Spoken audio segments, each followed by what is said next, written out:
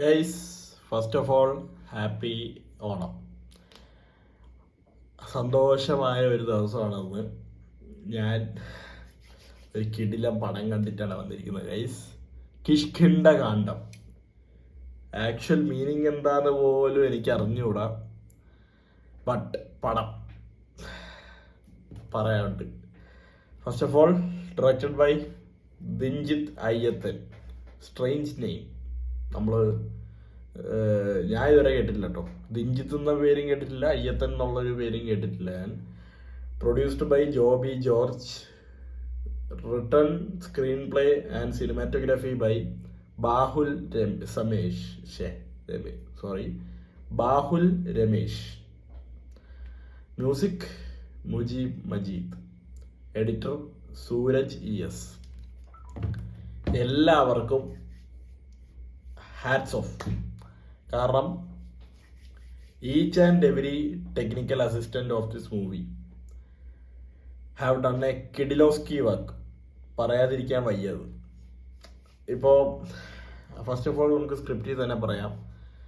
Script, screen play അടിപൊളി. എല്ലായിടത്തും എവിടെ എന്താ വേണ്ടേ അവിടെ എന്ത് വേണം എല്ലാം കറക്റ്റ് അറിയാവുന്ന, പണി അറിയാവുന്ന ഒരുത്തൻ ചെയ്ത പോലെ തന്നെ. നമ്മളിപ്പോൾ എന്താ പറയുക, ഒരു ജിത്തു ജോസഫ് സിനിമയൊക്കെ കാണുന്ന ഒരു വൈബായിരുന്നു ഈ പടം കാണാനായിട്ട്.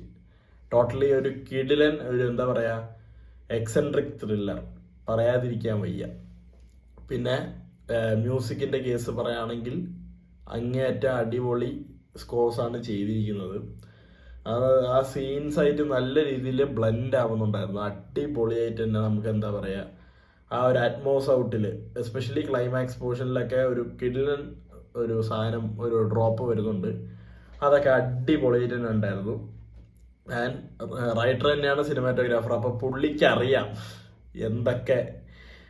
പുള്ളി എഴുതുമ്പോൾ തന്നെ ഒരു വൈഡ് ഷോട്ട്, ഒരു ക്ലോസപ്പ് ഷോട്ട്, ഈ സൈഡ് ഷോട്ട്, ഏരിയൽ ഷോട്ട് എന്നല്ല, നല്ല നല്ല കുറേ ഫ്രെയിംസ് ഉണ്ടായിരുന്നു പടത്തിൽ കാണാനായിട്ട്. നമുക്ക് കിടിലം കുറേ ഫ്രെയിംസ്. അതും എന്താ പറയുക, വെറുതെ കുറേ ഫ്രെയിംസ് എടുത്ത് വെച്ചല്ല. ഇങ്ങനെ ഒരു സ്ഥലമുണ്ട്, ഇങ്ങനത്തെ സ്ഥലമാണ്, ഇവിടുത്തെ അന്തരീക്ഷം ഇങ്ങനെയാണ്, അതൊക്കെ നല്ല രീതിയിൽ എടുത്ത് വെച്ചിരിക്കുന്ന പോലെ കിടിലൻ ലൈറ്റിങ്ങും ഗ്രേഡിങ് ഒക്കെ ചെയ്തിട്ടുണ്ട്. പിന്നെന്താ, എഡിറ്ററിനും വലിയൊരു കയ്യടി. എന്ന് വെച്ചാൽ ഈ ഒരു സിനിമ ഈ ഒരു ഫോമിലേക്ക് ആവണമെങ്കിൽ എഡിറ്റർ തന്നെ വിചാരിക്കണം. പുള്ളി പറയണം, സാറേ ഇതിൻ്റെ ആവശ്യമുണ്ട്, ഇതിൻ്റെ ആവശ്യമില്ലല്ലോ. അപ്പോൾ ഡയറക്ടറിന് അതങ്ങനെ തോന്നണം. പുള്ളിക്ക് തോന്നുന്നത് ആ ഒരു എന്താ പറയുക, രണ്ടുപേരുടെ ഒരു സിനിമാറ്റിക് ചിന്തയിൽ അതങ്ങനെ തന്നെ ആവണം. അവരുടെ ഒരു തോട്ട് പ്രോസസ്സിൽ അതങ്ങനെ തന്നെ ആവണം. എന്നാലേ ഒരു എന്താ പറയുക, ഒരു കിടിലിന് ഒരു സീൻ അവിടെ ഉണ്ടാവുന്നുള്ളൂ.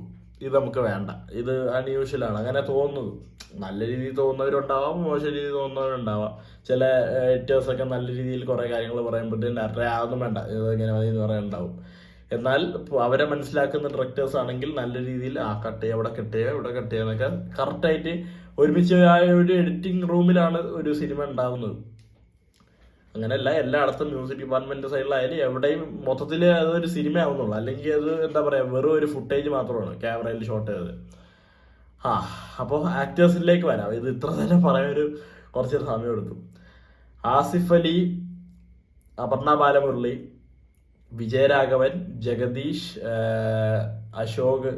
അശോകൻ, പിന്നെ കോട്ടയം രമേശ് തുടങ്ങിയവരൊക്കെ എല്ലാവരും, എസ്പെഷ്യലി ജഗദീഷ് ഏട്ടൻ, വിജയരാഘവേട്ടൻ, അവരുടെ ഒരു സീൻസ് ആയാലും അവര് അടിച്ചു പൊളി. പിന്നെ വിജയരാഘവേട്ടൻ്റെ കാര്യം, കുട്ടേട്ടൻ്റെ കാര്യം ഒന്നും പറയണ്ട. പുള്ളിക്ക് ഇതൊക്കെ ഒരു കേക്ക് വാക്കാണ്. പുള്ളി ഇങ്ങനത്തെ കുറേ സാധനങ്ങൾ പല എന്താ പറയുക, പല ഡൈമെൻഷൻസിലൂടെയും പുള്ളി ഇത് ചെയ്തിട്ടുണ്ട്. ഇങ്ങനത്തെ സാധനങ്ങളൊക്കെ ഇതിൽ പുള്ളിയുടെ ആക്ടിങ് എന്താ പറയുക, എക്സ്ട്രാ ഓർഡിനറി എന്ന് വേണമെങ്കിൽ പറയാം നമുക്ക്. അല്ലെങ്കിൽ എന്താ, മൈൻഡ് ബ്ലോൺ എന്ന് പറയാം. നമുക്ക് ആ ഒരു ക്യാരക്ടറിനെ ശരിക്കും കിട്ടിക്കഴിഞ്ഞാൽ പുള്ളി ജയിച്ചു. ആസ് ആൻ ആക്ടർ പുള്ളി അവിടെ ജയിച്ചു. ആസിഫ് അലി ആയാലും പുള്ളിക്കും ഞാൻ പറഞ്ഞില്ല, ഈ കേക്ക് വാക്കിന്റെ സംഭവം തന്നെയാണ്. കാരണം പുള്ളിയും ഇതുപോലത്തെ സംഭവങ്ങളൊക്കെ ചെയ്തിട്ടുണ്ട്. പക്ഷെ എന്നെ ഞെട്ടിച്ച ആള് അപർണ ബാലമുരളിയാണ്. പുള്ളിക്കാരി ആ ഒരു കൊടുത്തിരിക്കുന്ന ഒരു അപർണ തന്നെയാണ് പുള്ളിക്കാരിന്റെ പേര് പടത്തില്. ആ ഒരു ക്യാരക്ടറിന് നല്ല രീതിയിൽ അവർ ചെയ്യുന്നുണ്ട്. പുള്ളിക്കാരിന്റെ അവസാനത്തെ ഒരു ഡയലോഗ് ഉണ്ട്, ഞാനും ഈ ഒരു ഫാമിലിയിൽ ഉള്ളതാണെന്നുള്ളത്, ഇതിന്റെ പ്രശ്നങ്ങളൊക്കെ എൻ്റെ പ്രശ്നങ്ങളാണെന്ന് പുള്ളിക്കാരി പറയുന്ന ഒരു സാധനമുണ്ട്. അത് നമുക്ക് കറക്റ്റായിട്ട് നമുക്കത് അവിടെ നമുക്ക് തോന്നിക്കുന്നുണ്ട് ഇതെങ്ങനെ തന്നെ ആണെന്നുള്ളത്. അവരൊക്കെ മനസ്സ് കവർന്നെന്ന് തന്നെ പറയണേ. പിന്നെ ഇതിന്റെ പ്ലോട്ടിന്റെ കേസ് ഞാൻ പറയാൻ നിൽക്കുകയാണെങ്കിൽ അതൊരു സ്പോയിലർ സംഭവമായി പോകും. പിന്നെ ഒരു നെഗറ്റീവായിട്ട് എനിക്ക് തോന്നിയ ഒരു കാര്യമുണ്ട്, അത് ഞാൻ പറയാൻ വന്നാലും അത് ഒരു സ്പോയിലർ രീതിയിലേക്ക് പോകും. ട്രെയിലർ ഞാൻ കണ്ടായിരുന്നു, പക്ഷെ ട്രെയിലർ കണ്ട ഒരു സാധനമായിട്ടല്ല എനിക്ക് തോന്നിയത്. അപ്പൊ നിങ്ങൾ ട്രെയിലർ പോലും കാണാതെ പോയാൽ ഒരു കിടിലൻ എക്സ്പീരിയൻസ് നിങ്ങൾക്ക് കിട്ടുന്നതായിരിക്കും. എനിക്ക് അങ്ങനെയാണ് തോന്നിയത്. ഞാൻ എന്നെ സംബന്ധിച്ച് ഈ സിനിമയാണ് ഒരു ഓണം വിന്നർ. കാരണം എന്താ വെച്ചാൽ ഇപ്പൊ ഏറൊക്കെ ഉണ്ടെങ്കിൽ നിങ്ങൾക്ക് ഒരു അടിച്ചുപൊളി ആ ഒരു ടൈപ്പ് ഓ വിളിയും പിന്നെ എന്താ പാട്ടും ബഹളമൊക്കെ ആയിട്ടുള്ള ഒരു സിനിമ ആണെങ്കിൽ അതിന് പോവാം. പക്ഷെ ഇങ്ങനത്തെ ഒരു എക്സെപ്ഷണൽ ത്രില്ലർ ജോണറാണ് എനിക്ക് എന്തുകൊണ്ടും കൂടുതൽ ഇഷ്ടം മാസ് മസാല പടങ്ങളെ കാട്ടും. അപ്പോൾ അങ്ങനെ വെച്ച് നോക്കുമ്പോഴത്തേക്കും എനിക്ക് ഇത് തന്നെയാണ് ഓണം പിന്നെ. മാത്രമല്ല കഴിഞ്ഞ ദിവസം കണ്ട ആ തൊലിഞ്ഞ പടത്തിന്റെ ക്ഷീണം ശരിക്കും മാറി. ഏതാണെന്ന് ഞാൻ പറഞ്ഞത്, ഞാൻ വീഡിയോ ഒക്കെ ഇട്ടിട്ടുണ്ട്. അതിന്റെ ക്ഷീണം എനിക്ക് ശരിക്കും മാറി ഈ സിനിമ കണ്ടപ്പോഴത്തേക്കും. പിന്നെ ഈ പടം കണ്ടപ്പോൾ എനിക്ക് തോന്നിയ വേറൊരു കാര്യമാണ്, ഓർമ്മയുള്ളവർ ചില സമയത്തൊക്കെ കാണിക്കുന്ന പൊട്ടത്തരങ്ങളുണ്ട്. അതിനെക്കാട്ടും എന്തുകൊണ്ടും ഭേദം ഓർമ്മയില്ലാത്തവര് നല്ല രീതിയിൽ ചെയ്യുന്ന കാര്യങ്ങളാണ്. എന്ന് വെച്ച് കഴിഞ്ഞാൽ അവർക്ക് അറിയാം അവരുടെ ഒരു എന്താ പറയാ മാനസിക നില തെറ്റിയിരിക്കുകയാണ്, ഓർമ്മ പശ കൊണ്ട് ഇങ്ങനെയൊക്കെ അറിഞ്ഞിട്ട് അവര് കുറെ കാര്യം ഇപ്പൊ ഗജിനിയൊക്കെ കാണുമ്പോൾ നമ്മൾക്ക് പ്രാന്തം തന്നെ കേട്ടാ എല്ലാം എഴുതി വെച്ചിട്ടുണ്ടാവും. പക്ഷെ അതിന്റെ ഒരു എന്താ പറയാ ഇമ്പോർട്ടൻസ് അവർക്കേ മനസ്സിലാവുള്ളൂ. ഇതിൽ അതിന്റെ തന്നെ വേറൊരു വേരിയന്റ് ആണ് ഇതിലെ ഒരു പർട്ടിക്കുലർ കഥാപാത്രം ചെയ്യുന്നത്. ഒരു ഓർമ്മ പെശകിന്റെ ഒരു തന്നെയാണ്. അതൊക്കെ നിങ്ങൾ സിനിമ കാണാനിരിക്കുമ്പോൾ നിങ്ങൾക്ക് കാര്യങ്ങൾ അവിടെ പിടികിട്ടും. എനിക്കിത് ഒട്ടും പ്രഡിക്റ്റബിൾ ആയിട്ട് തോന്നിയതേ ഇല്ല കേട്ടോ. ഒട്ടും പ്രഡിക്റ്റബിൾ ആയിരുന്നില്ല എനിക്ക്. ഞാൻ പടം കണ്ടപ്പോൾ ഞാൻ ഒട്ടും വിചാരിച്ചില്ല. ഞാൻ ഇതിന്റെ എന്താ പറയാ അടിയിലുള്ള സോൾ എന്താന്ന് പോലും എനിക്ക് അറിയില്ലായിരുന്നു ഈ സിനിമേന്റെ. എ ടെയിൽ ഓഫ് 3 monkeys എന്നാണ് ഇവരെ എന്താ അടിക്കുറിപ്പ് കൊടുത്തിരിക്കുന്നത്, പേരിന്റെ ഒപ്പം ഉള്ള ഒരു അടിക്കുറിപ്പായിട്ട് കൊടുത്തിരിക്കുന്നത്. അതെന്താന്ന് പടം കണ്ടു കഴിയുമ്പോഴേ മനസ്സിലാവുള്ളൂ എന്നാണ് എനിക്ക് തോന്നിയത്.